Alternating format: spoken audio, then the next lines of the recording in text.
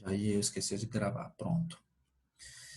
Então, nós vamos ver sobre o masseter, temporal, pterigoideu lateral e pterigoideu medial.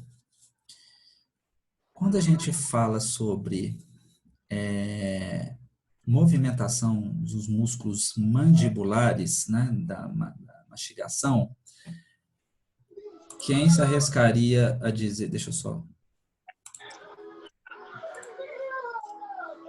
Pronto. Quem se arriscaria a dizer qual é o nervo que inerva todos os músculos da mastigação? O V3 do trigêmeo? Nervo trigêmeo? O V3 do nervo trigêmeo. Exatamente. Qual a raiz? Motora. Tudo bem, raiz motora, tá? Porque a sensitiva vai fazer inervação de outras estruturas, né? Que a gente já conversou. Mas como a gente está falando aqui em motricidade, a gente não quer saber de raiz sensorial, sensitiva. A gente quer saber de movimentação. E aí, deixa eu só apagar isso aqui. Eu jurei que ele apagava, não apagou. Então, agora, o seguinte. Vou passar para o próximo slide, isso aqui que a gente já falou. O primeiro músculo que nós vamos ver é o músculo masseter. Então, olha só. Masseter, músculo mais potente do corpo humano. Ocioide, osso mais complexo do corpo humano. Nervo trigêmeo, nervo mais complexo do corpo humano. Tudo aqui na região de cabeça e pescoço. E esse músculo masseter, algumas pessoas falam masseter, não está errado não, é apenas uma variação. Então a gente tem dois feixes nele, a gente tem um superficial e a gente tem um profundo. Esse daqui é o superficial e esse que está passando aqui atrás, ó, ele é o profundo. Qual que é a função dele? Isso é muito importante. Ele vai fazer elevação. O que é elevação? O fechamento da boca. A mandíbula vai para cima. Quando que a mandíbula vai para cima? Quando a boca está aberta. Quando ela vai para cima é porque fecha a boca. Então, elevação é fechamento da mandíbula, tá? Da boca. E a protrusão dele é quando você pega a mandíbula e vai com ela para frente. Exatamente isso que você falou.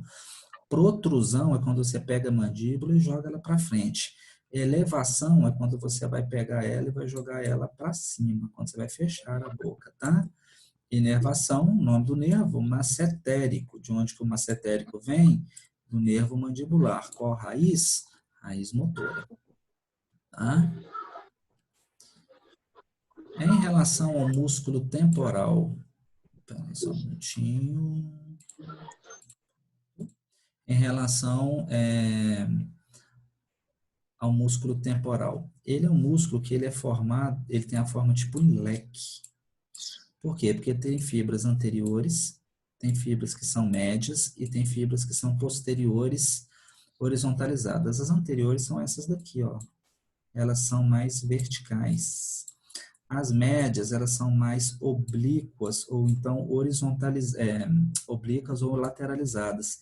E as posteriores, que são essas daqui, que elas são mais horizontalizadas, elas são mais deitadas. É esses três tipos de fibras aqui que compõem esse músculo temporal que pega na parte interna aqui do processo coronoide da mandíbula. Aqui o processo condilar da mandíbula e aqui entre eles a incisura mandibular, ramo da mandíbula, corpo da mandíbula. Dando uma sequência ao próprio músculo temporal, ele faz duas funções. Elevação da mandíbula, então ele pega e joga a mandíbula para cima, no ato de fechar a boca, tá? E retrusão. Retrusão é o movimento contrário da protrusão, então ele pega a sua mandíbula e joga para trás, é o que ele consegue fazer. Esse é o movimento de retrusão mandibular feito pelo músculo temporal. Então, a gente já viu o que o masseter faz, elevação e protrusão, e a gente vê o temporal, elevação e retrusão. Quem que faz a elevação da mandíbula? São os feixes anteriores. E quem que faz a retrusão da mandíbula? Os feixes posteriores. E a gente pergunta, lógico, né? Uai, e os daqui que são oblíquos? Um pouco faz a elevação e o restante dos oblíquos faz a retrusão, relacionado com os feixes posteriores, que são os horizontalizados. O músculo pterigoideu lateral, ele é um músculo que tem uma relação direta com a articulação temporomandibular.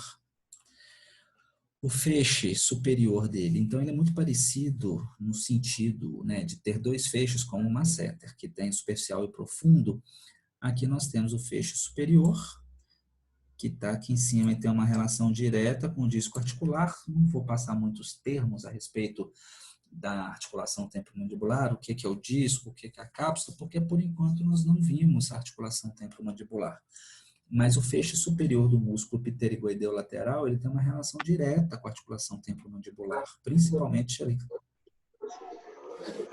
Oi, alguém perguntou? Não, é porque entrou alguém e aí esquece de mutar o microfone. Pronto.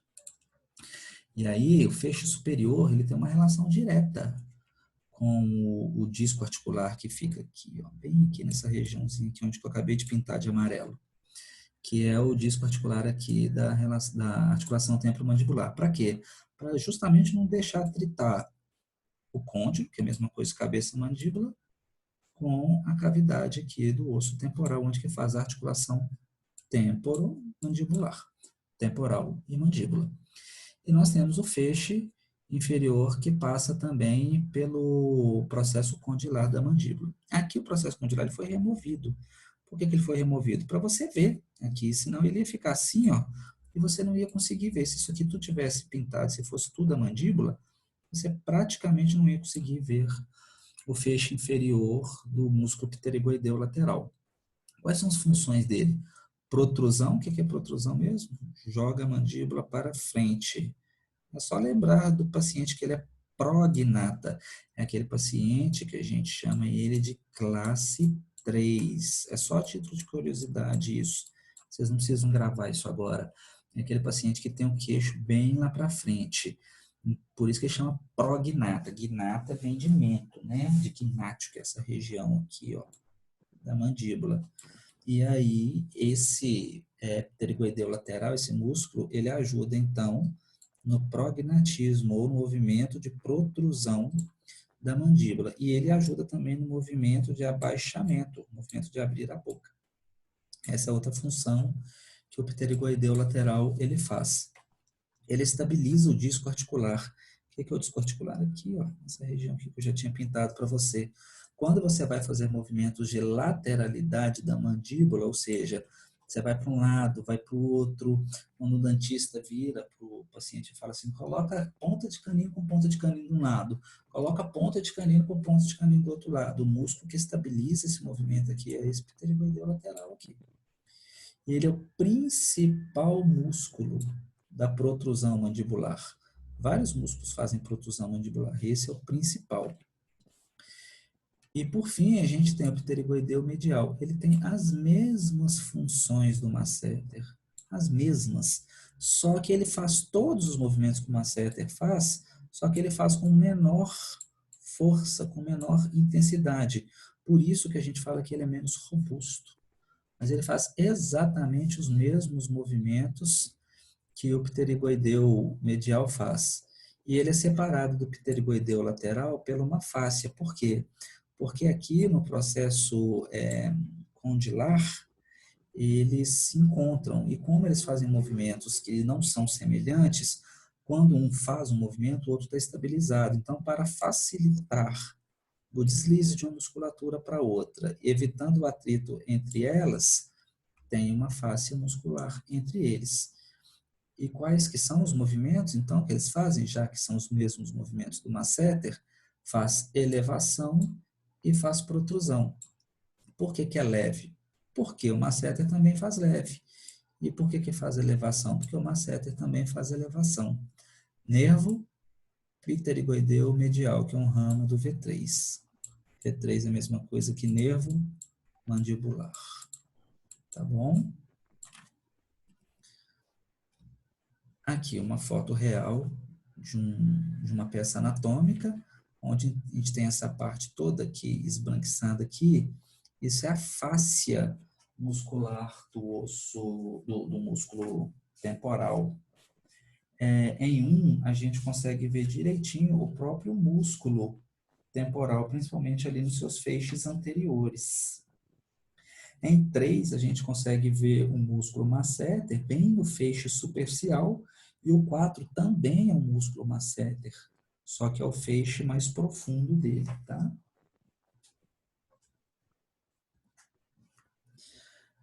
Vamos dar continuidade aqui, tá, pessoal? A gente não vai parar agora, não. Que são os músculos supraioides. Olha o que é que o nome fala, supra. Se é supra, está acima. Acima de quem?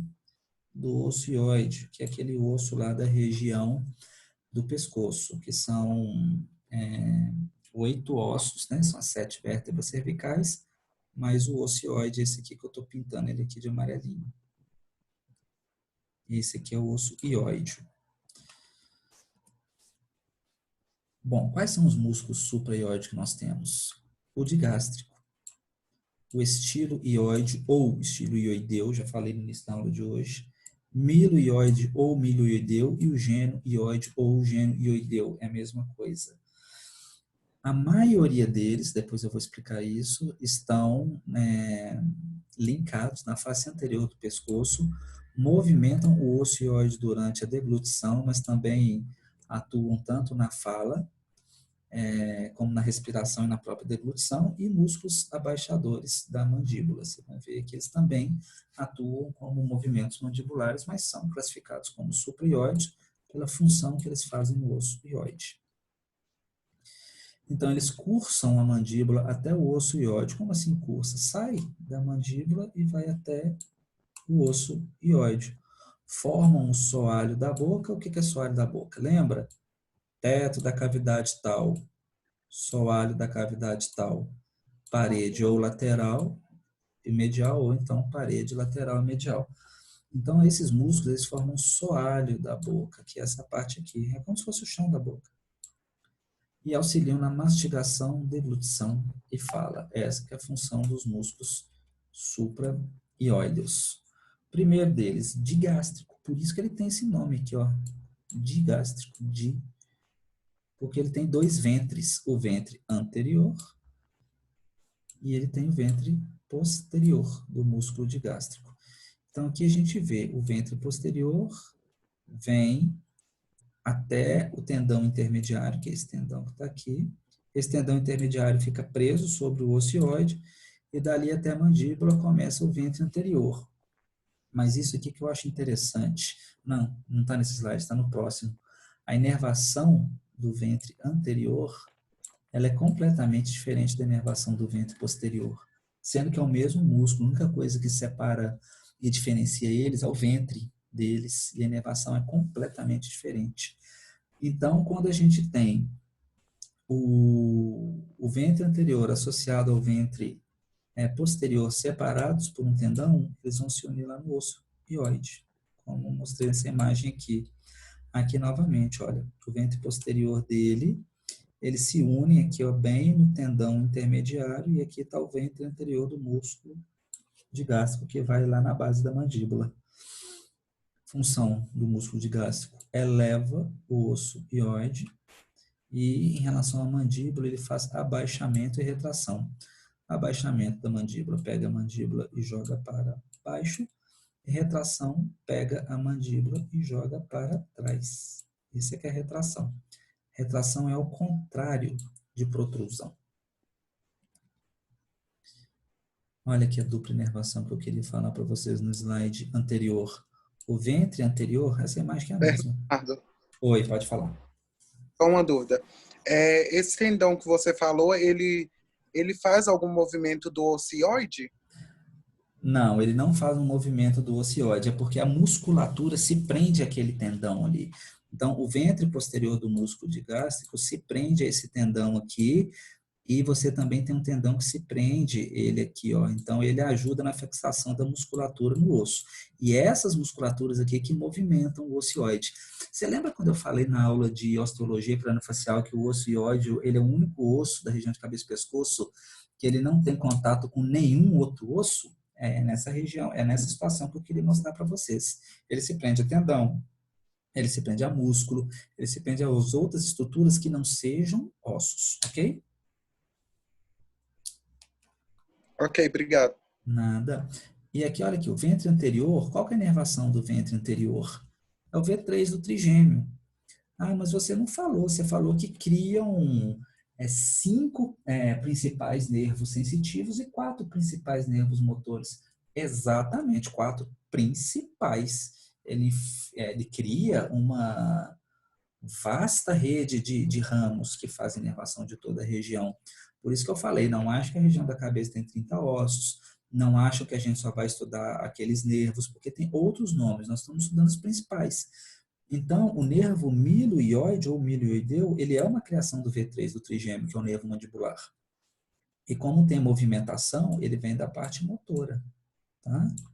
Ah, mas você falou que só tem os quatro. Aqueles quatro são responsáveis só pelos músculos da mastigação.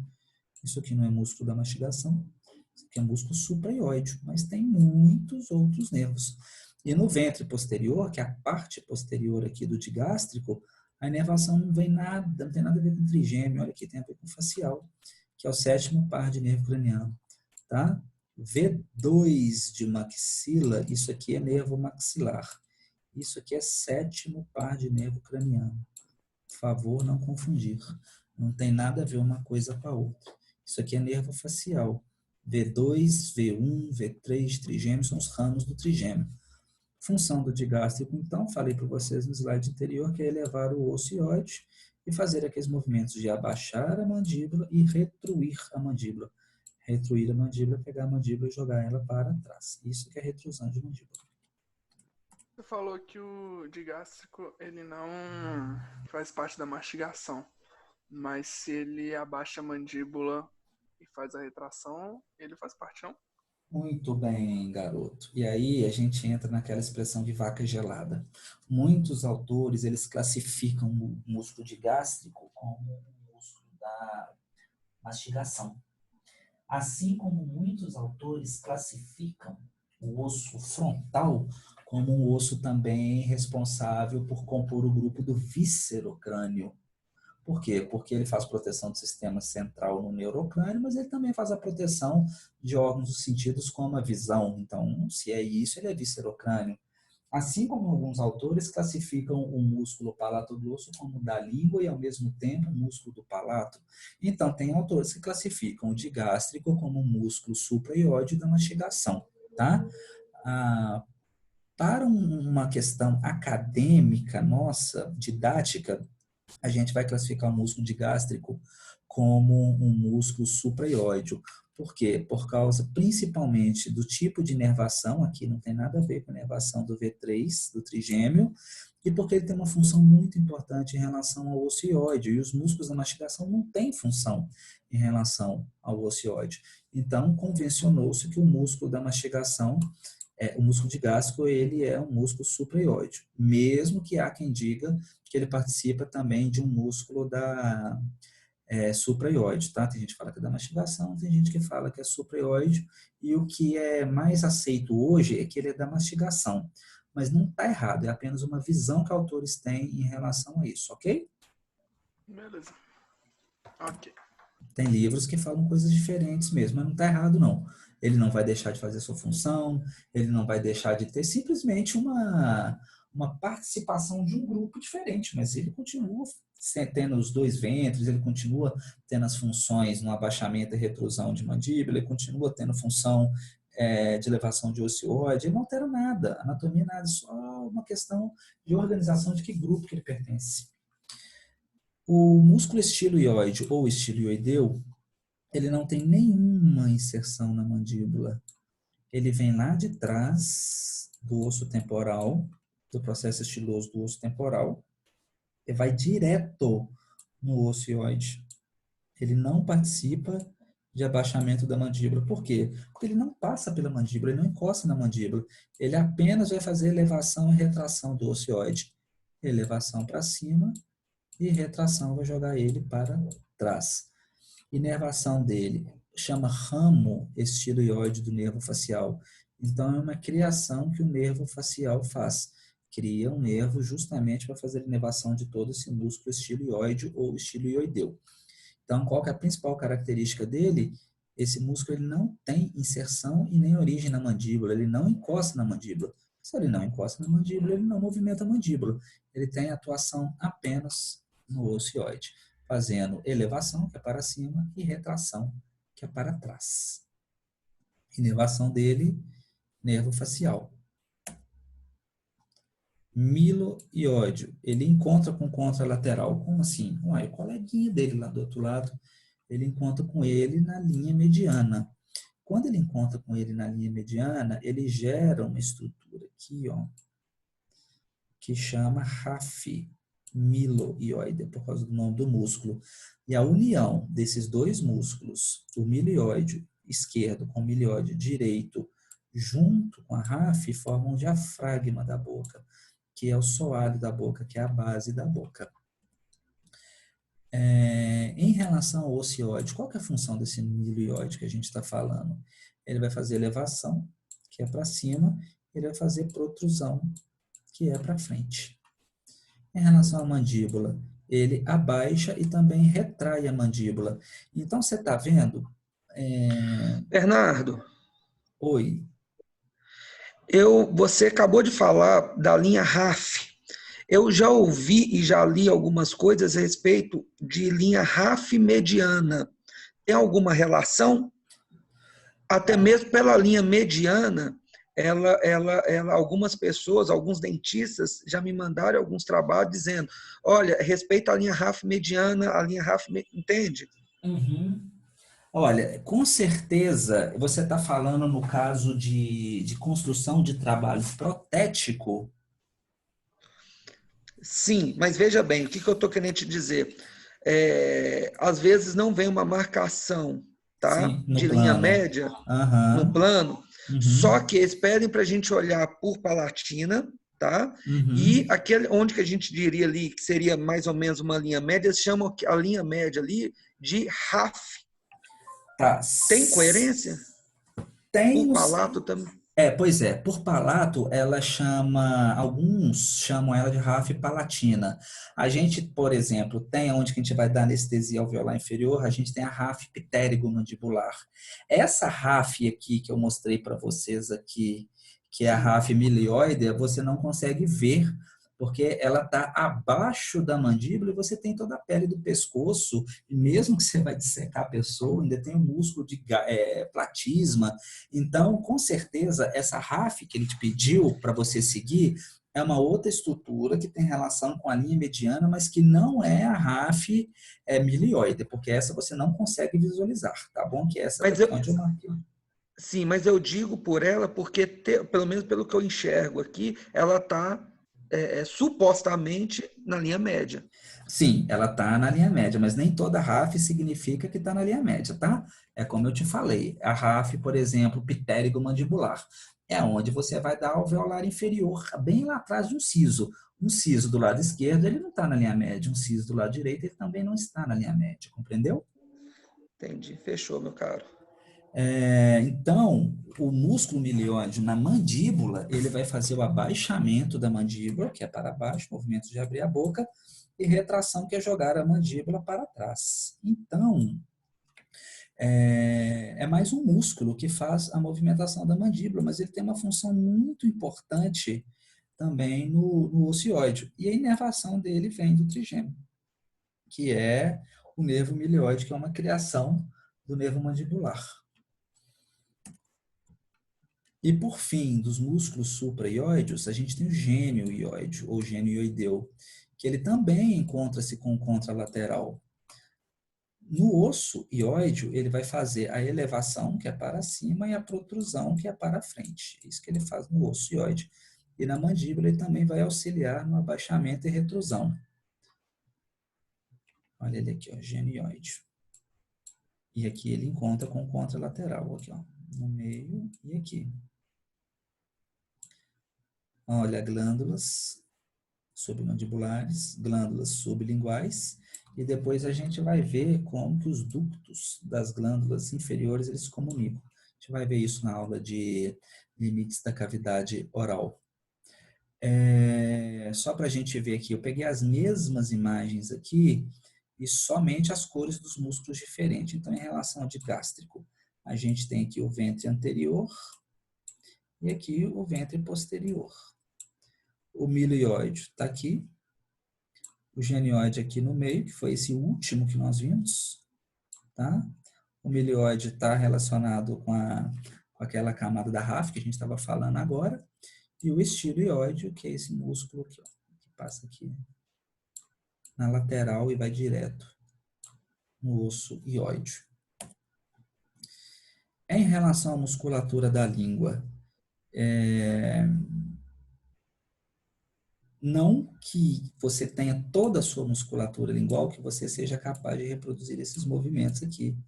Não é para isso, não é isso que eu estou querendo dizer. Eu estou falando que você só consegue reproduzir esses movimentos aqui se você tiver a musculatura da língua. Mas não significa que você deva reproduzir esses movimentos. Dá uma olhada para você ver como é que é a mesma pessoa. Olha os tipos de dentinho aqui, ó. É a mesma pessoa. A pessoa tem a habilidade de fazer isso. Importantíssimo isso para a vida dela. Bom, a gente tem dois grupos musculares da língua. Um que a gente chama de extrínseco e um que a gente chama de intrínseco. Vale um bis quem adivinhar o porquê que todos os músculos estão em preto e só esse daqui está em azul. Daqui a pouquinho eu conto para vocês. Vai pensando aí. Musculatura da língua. Intrínseco. Ele compõe a massa muscular da língua, tá? E o extrínseco são os músculos que saem lá de ossos do crânio e inserem na língua. Como assim compõe a massa da língua? O volume da língua, a forma da língua, quem vai dar são os 4 músculos dos grupos que a gente chama de intrínsecos, intra, lá dentro. E os que estão externos à língua vêm lá da base do crânio e fazem toda a movimentação da língua. São bilaterais e no meio são separados por um septo fibroso. São bilaterais significa que o mesmo músculo que tem de um lado, ele também tem do outro. Então, por exemplo, aqui, os intrínsecos são esses que estão com essa caixa azul. Então, a gente tem um músculo longitudinal superior da língua. Como é que vamos entender essa imagem? Como é que funciona? Isso aqui é um plano frontal. Isso aqui é um plano coronal. Separou a parte anterior da posterior. É como se aqui atrás tivesse a língua dele. Olha o ocioide dele aqui, ó. Aqui tivesse a língua dele, a úvula dele aqui atrás. E a gente consegue ver toda a estrutura aqui do paciente, ó. Aqui é a mucosa, por isso que eu não coloquei nada aqui, que é a parte de cima, onde estão as papilas. Essa musculatura superior aqui, nós vamos ver uma por uma, tá? É a longitudinal superior da língua. Nós temos a longitudinal inferior da língua, aqui marcadinho. Transverso da língua, nós vamos ver todas as funções desses músculos. E vertical da língua. Esses daqui todos que eu mostrei para vocês, que estão aqui em azul, são os músculos intrínsecos, que são aqueles músculos que dão forma à língua, volume à língua. E os que estão com o retângulo em vermelho são músculos que vêm da base do crânio, que se inserem na língua, que é o palatoglosso, que é aquele que está em azulzinho, que eu perguntei por que ele está em azulzinho, ainda ninguém respondeu. O músculo estiloglosso, o ioglosso e também o genioglosso. Bom, então, aqueles intrínsecos que eu falei para você, tá aqui nossa língua de verde. E aí a gente tem o longitudinal superior, que ele pega o ápice da língua e traciona para trás. A ponta da língua traciona ela para trás. O longitudinal inferior, que ele vai pegar o ápice da língua e jogar para baixo. A gente tem o transverso da língua, que ele vai estreitar e alongar a língua O que é estreitar a língua? Ele vai pegar as duas bordas, a borda esquerda e a borda direita, e comprimir essa língua. E a gente tem o vertical da língua, que ele vai fazer o achatamento aqui do dorso da língua. Quem faz isso é o vertical da língua, como se a língua descesse para cá. Quem faz isso são os músculos intrínsecos da língua. Eu já vou dar uma dica. Todos esses 4 músculos aqui, longitudinal superior, inferior, transverso da língua e o vertical da língua, a inervação é do 12º par de nervo craniano, denominado nervo hipoglosso.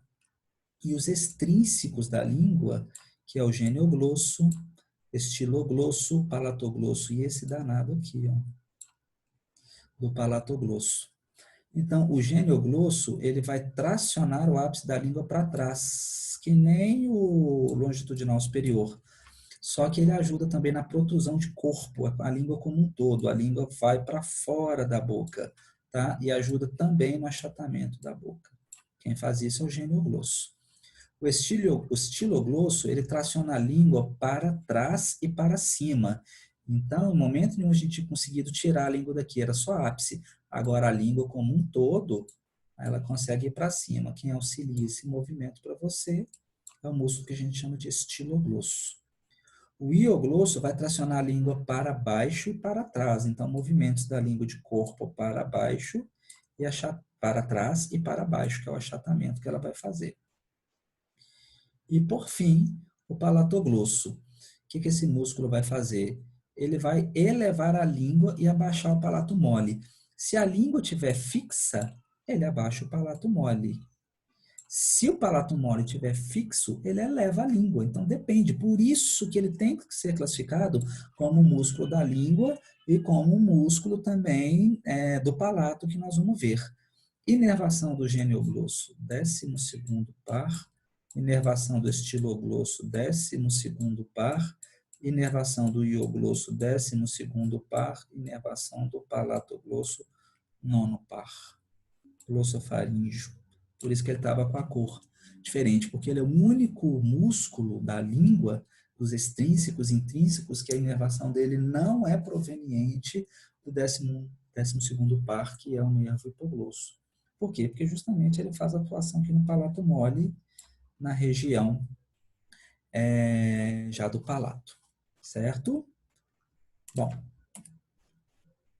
a partir de agora, nós vamos ver o último grupo muscular da aula de hoje, que é o do palato. Mas a gente só tem 4 minutos, então eu vou pausar a apresentação, vou salvar o vídeo e chamo vocês em 5 minutos novamente.